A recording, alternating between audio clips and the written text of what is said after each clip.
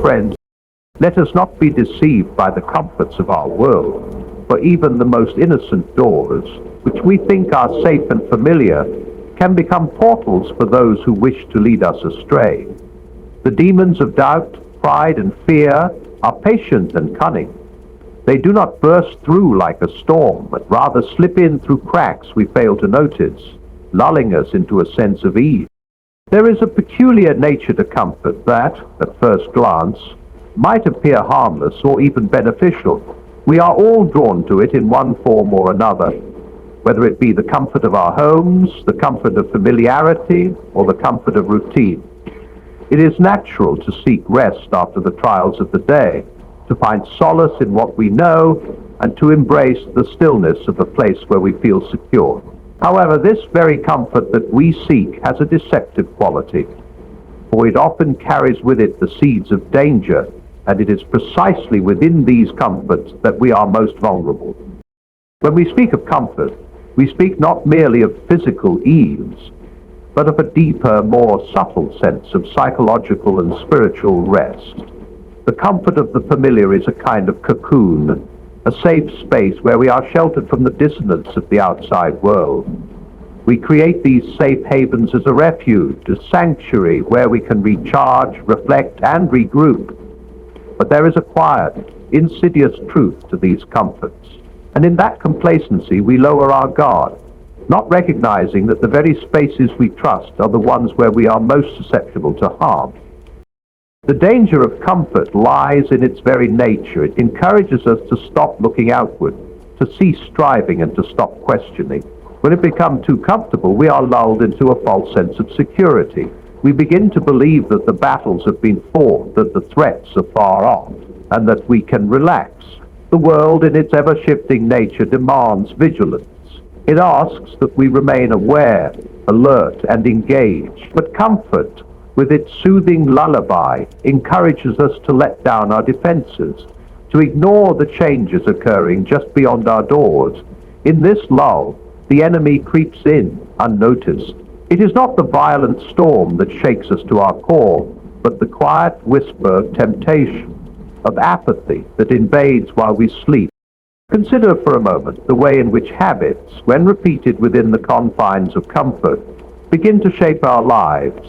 The daily routine: wake up, go to work, return home, relax, repeat, becomes a cycle that we begin to trust implicitly. These habits in themselves are not inherently dangerous. Indeed, they can be beneficial, providing structure and order to our lives. However, the very act of routine often causes us to lose sight of the underlying forces that shape it. We begin to move through our days on autopilot, not stopping to question whether our actions are leading us toward goodness or toward something less noble. It is within this comfortable routine that the first cracks begin to appear. The moment we cease to examine our hearts, our minds, and our actions is the moment we invite the subtle invasion of things that ought not to dwell within us. The familiar becomes a veil that hides the slow erosion of our integrity, our values, and our morals. We begin to accept small compromises, a slight bending of the rules, a little dishonesty here, a small indulgence there. These seem harmless in the context of a comfortable life, but they are the roots of larger moral failures. Comfort, in its soft and insidious way, convinces us that we are beyond reproach, that we are above the need for constant self-examination. The moments when we are most at ease are precisely the moments when we should be the most wary. For comfort breeds complacency, and complacency breeds moral sloth. Consider how comfort can lull us into a state of spiritual sleep. When we are at ease, we are less likely to question ourselves, to examine our beliefs, or to seek deeper truths. The mind, when relaxed, is less inclined to grapple with the difficult questions of life, or to engage in the strenuous work of spiritual growth. The pursuit of truth becomes less pressing when we are comfortable. Our prayers may become more perfunctory, our spiritual practices more routine, our connection with the divine more distant. We begin to take our faith for granted, assuming that it will always be there regardless of the state of our hearts. In the quietude of comfort, the flame of spiritual passion begins to wane, and soon we find ourselves drifting far from the very truths we once held dear. The longer we stay in this comfortable state, the further we move from the fire that once burned within us. At times, it is not the absence of discomfort that causes harm, but the refusal to acknowledge the discomfort that is already present. True peace is not found in the absence of conflict or unease, but in the ability to confront and overcome them. It is in the wrestling with difficulty that we discover strength, wisdom, and clarity. Comfort, however, entices us to bypass this process, to seek peace at the expense of truth and growth. In addition to the erosion of personal integrity and spiritual vitality, comfort has another more insidious effect. We no longer feel the urgency to act, to help, or to engage with the suffering of others, because we are too content within our own bubble. This detachment fosters a kind of indifference, and in that indifference we lose sight of our shared humanity. The comfort we seek often blinds us to the very needs that cry out for attention. We become more absorbed in our own comfort, our own pleasure, and our own security, all the while ignoring the fact that there are others who suffer and who are in desperate need of compassion.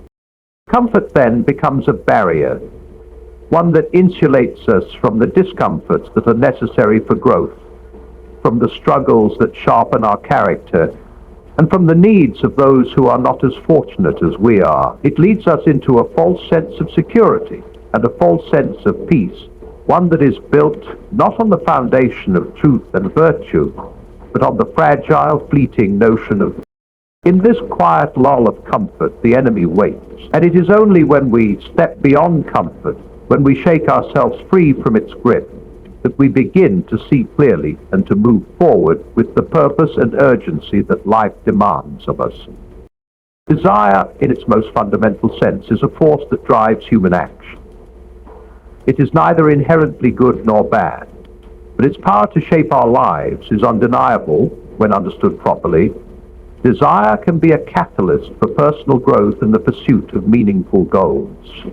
Yet, unchecked and unexamined, desire becomes a seductive and dangerous force. This is the nature of unchecked desires, subtle, enticing, and seemingly innocent at first glance, but ultimately they possess the potential to overpower our better judgment and draw us into a web of self-indulgence. The first thing we must recognize is how desires work. They begin as simple impulses, small yearnings that arise from within us. We may desire comfort, success, love, recognition, or pleasure. These are all natural human inclinations. We are wired to seek fulfillment, to strive for things that promise to satisfy our needs and aspirations. Desires, when rooted in noble goals, can be powerful motivators that propel us toward good things, such as the desire for knowledge, the desire for kindness, or the desire to create and build. But when these desires are not rooted in what is good and true, they take on a darker quality, pulling us in directions that ultimately lead to harm. Unchecked desires are often deceptive in nature. They do not announce themselves with loud, clashing alarms, but instead they arrive gently, almost imperceptibly. The first small indulgence seems harmless enough. A little more food than we need, a few more minutes spent on a frivolous activity, a slight compromise in our ethical standards. These desires, we convince ourselves that a small indulgence is not harmful, that we are in control, that one more indulgence will not make a difference. What often makes unchecked desires so dangerous is that they are not easily recognized as a threat. Unlike obvious vices such as greed or hatred, desires are cloaked in the guise of personal satisfaction or pleasure.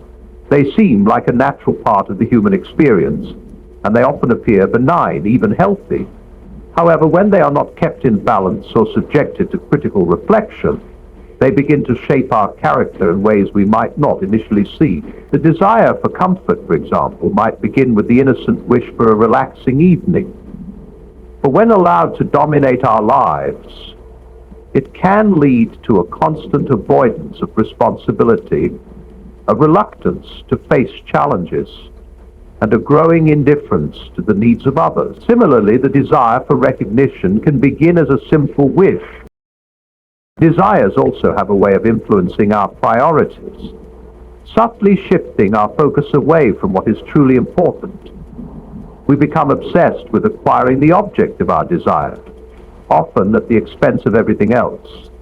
The pursuit of material wealth, for instance, desires can distort our sense of purpose and cause us to lose sight of the bigger picture. We become fixated on the thing we want, and in doing so, we lose our ability to recognize the harm that may come from pursuing it. As desires continue to grow unchecked, they begin to shape our very identity. We define ourselves by what we crave, and these cravings begin to dominate our existence. The person who desires comfort may come to identify themselves as someone who is always seeking ease and avoidance of hardship. The one who desires recognition may shape their life around being seen and admired, gradually losing their sense of worth, apart from external validation. In this way, desires do not simply influence our behavior, they begin to alter the way we see ourselves and the world around us. We become, in a sense, slaves to our desires, constantly chasing after what we think will bring us fulfillment, only to find that each new desire only leads to more longing and a greater sense of emptiness. What makes unchecked desires even more insidious is their ability to rationalize and justify their existence. Our desires are often dressed up in noble attire, making it all the more difficult to distinguish between what is truly good and what is simply self-serving.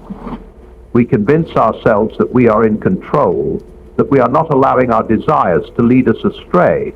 Yet when we examine our actions closely, we often find that the desires we claim to have are not aligned with our higher values or the truth we claim to uphold. Instead, they are selfish, self-indulgent, and ultimately hollow.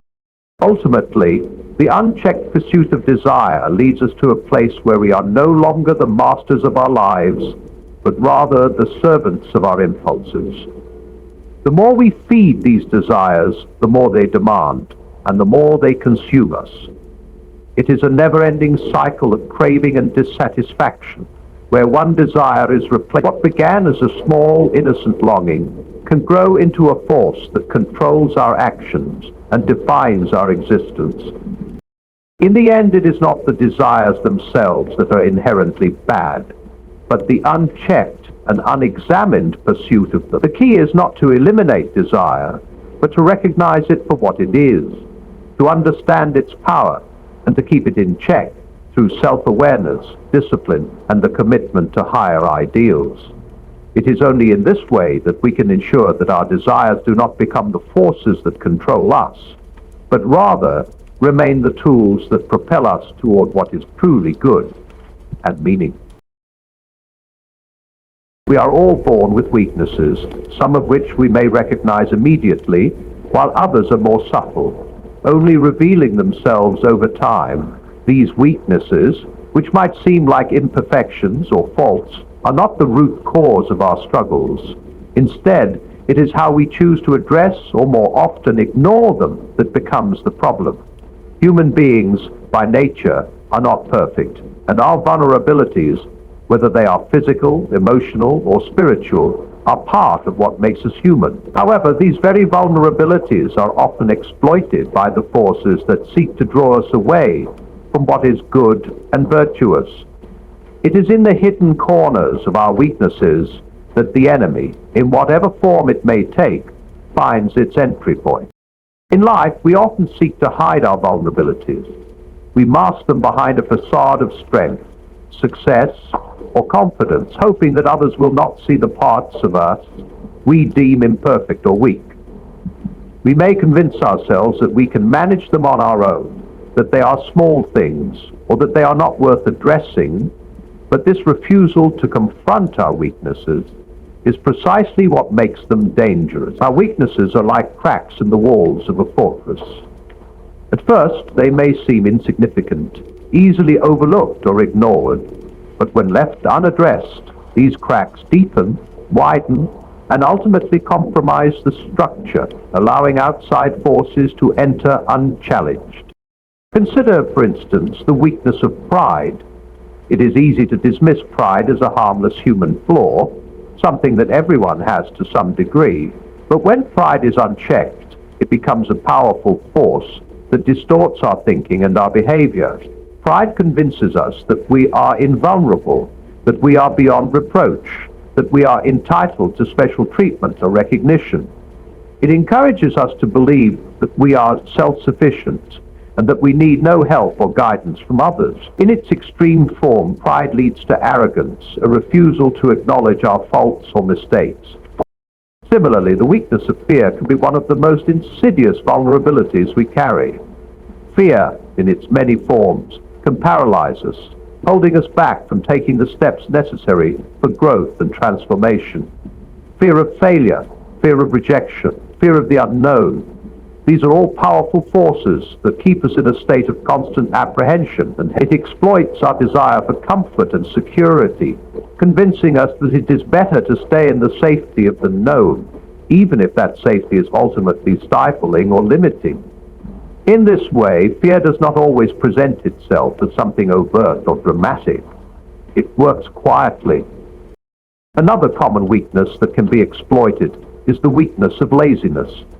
Laziness is often overlooked or excused as a temporary indulgence or a momentary lapse in effort. Laziness feeds into the comfort of ease and distraction, offering temporary relief from the discomfort of hard work or responsibility. It convinces us that we deserve rest or pleasure in the moment without considering the long-term consequences of avoiding effort or responsibility. The enemy preys on this vulnerability, tempting us to take the easy path, to avoid the struggle, and to neglect the important work that must be done. The result is a life of stagnation, where we are unable to achieve our potential or fulfill our responsibilities because we have allowed laziness to take root and control our actions. A particularly dangerous vulnerability is the weakness of self-doubt. Self-doubt is a silent, almost imperceptible force that undermines our confidence and our ability to act with conviction. When we doubt ourselves, we begin to second-guess our decisions, to question our worth. At first, it may seem harmless, a momentary hesitation or a fleeting thought, but over time, self-doubt erodes our confidence and paralyzes our ability to take decisive action. We become trapped in a cycle of overthinking and indecision, unable to move forward because we fear making the wrong choice or failing. The enemy exploits this weakness by encouraging us to believe that we are not enough, that we are not capable, that we are unworthy of success or happiness. It convinces us that our weaknesses define us and that we are incapable of overcoming them. The result is a life of fear and inaction, where we are unable to live up to our potential because we have allowed self-doubt to dominate our thoughts and decisions. Similarly, the weakness of anger is another vulnerability that the enemy is quick to exploit. Anger, when not addressed or controlled, becomes a destructive force in our lives. It clouds our judgment, distorts our perceptions, and drives us to act in ways that are harmful to ourselves and others. Anger can arise from feelings of injustice, frustration, or resentment. And while it is natural to feel anger in response to certain situations, it becomes dangerous when it is not processed or released in healthy ways. When anger is left unchecked, it festers, turning into bitterness and resentment, which only serve to distance us from others and from the peace we seek. The enemy knows that anger can be a powerful tool for division and conflict. It fuels quarrels, destroys relationships, and keeps us locked in a cycle of negativity and hostility. By allowing anger to fester unchecked, we open the door for the enemy to work within us, causing harm not only to ourselves, but also to those around us. Our weaknesses, though part of the human condition, are not to be ignored or allowed to govern us. They are not permanent fixtures in our lives unless we allow them to be. When we confront our weaknesses with humility and honesty, when we acknowledge them without fear or shame, we can begin to understand them, and in doing so, It is not enough to simply identify these weaknesses. We must also actively seek to strengthen ourselves, to build resilience against the forces that seek to exploit them. It is through this process of self-examination and self-discipline that we can begin to transform our weaknesses into sources of strength. Through perseverance, wisdom, and support, we can learn to recognize when our vulnerabilities are being exploited and take steps to protect ourselves from their destructive influence. It is not an easy task, but it is one that is necessary if we are to live lives of integrity and purpose. Rationalization is one of the most subtle and dangerous tools in the hands of the forces that seek to lead us astray. It works quietly, almost imperceptibly, allowing us to justify actions that we know deep down are wrong. It is a mental sleight of hand that twists our reasoning, making us believe that what we are doing is acceptable, even when it contradicts our deeper values or principles. The power of rationalization lies in its ability to make small, seemingly insignificant deceive ourselves into thinking we are acting with integrity, even necessary, when in reality it tells we are making the consequences of our actions erode our character, or that the situation justifies bending the rules. It often begins with a simple thought: it's just this once, or it won't hurt anyone. And from there, it builds a case for why what we are about to do is not so bad after all. The small compromises add up, and before long, we have allowed ourselves to stray far from the path we once held dear, all the while convinced that we are still on solid ground. Rationalization thrives on the tendency to minimize wrongdoing. It leads us to downplay the significance of our actions, making it easier to justify things we would otherwise avoid. We might tell ourselves that telling a small lie doesn't matter because it spares someone's feelings, or that taking something that doesn't belong to us is acceptable if it's something we really need. In these moments, rationalization convinces us that the end justifies the mean, or that our personal circumstances somehow make the transgression excusable. Rationalization also plays a role in justifying avoidance or inaction. Not only that it enables us to justify wrongdoing, such as confronting a friend or colleague about a wrongdoing, and convince ourselves when we rationalize our actions, we tell ourselves necessary discomfort that would only cause our own flaws and or that it's not our place to get involved. Instead of taking responsibility in this way, rationalization allows us acknowledging our weaknesses or we convince ourselves that we are justified in our behavior as a form of doing so restraint. But in reality, our avoidance often leads it is easier to rationalize a failure than to learn from it, and as a result we remain stuck in patterns of behavior. One of the most insidious aspects of rationalization is that it can gradually shift our moral framework. At first we may justify a small lie or a minor act of dishonesty, thinking it harmless, but over time we may find ourselves justifying much larger transgressions. Once we begin to rationalize one wrongdoing, it becomes easier to justify others. The line between right and wrong begins blurred, and we begin to accept behaviors that we would have once condemned. This gradual erosion of our moral boundaries allows us to fall deeper into compromise. The process of rationalization can also isolate us from others. As we justify our actions to ourselves, we may become less open to the perspectives of those around us. We start to distance ourselves from people who might hold us accountable or challenge our justifications. We surround ourselves with others who are willing to accept our rationalizations, reinforcing our self-deception and making it even more difficult to see the truth. Rationalization creates a bubble of false security, where we convince ourselves that we are in the right, even when evidence suggests otherwise. This isolation further deepens our commitment to the rationalized beliefs we have created, making it harder to break free from the cycle of self-deception. In many ways, rationalization is the enemy of growth and transformation. It allows us to remain in a state of denial, avoiding the discomfort of facing our mistakes and weaknesses and imperfections. It encourages us to seek comfort in self-deception rather than truth, and it fosters an environment where wrong actions become normalized, where the boundaries of what is acceptable become increasingly elastic. As long as we are able to rationalize our behavior, we remain trapped in a cycle of moral complacency, unable to move forward or grow in the ways we are meant to. It is essential, therefore, to recognize rationalization for what it is, a form of self-deception that prevents us from seeing the truth. When we find ourselves justifying our actions, we must take a step back and examine our motives, asking ourselves whether we are truly acting in alignment with our values or whether we are simply finding ways to avoid discomfort or responsibility. It is only through the practice of honest self-reflection that we can begin to dismantle the rationalizations that keep us from living in integrity. And as we learn to face the truth, no matter how uncomfortable it may be, we open the door to true growth, transformation, and the kind of moral clarity that allows us to live in alignment with our highest values.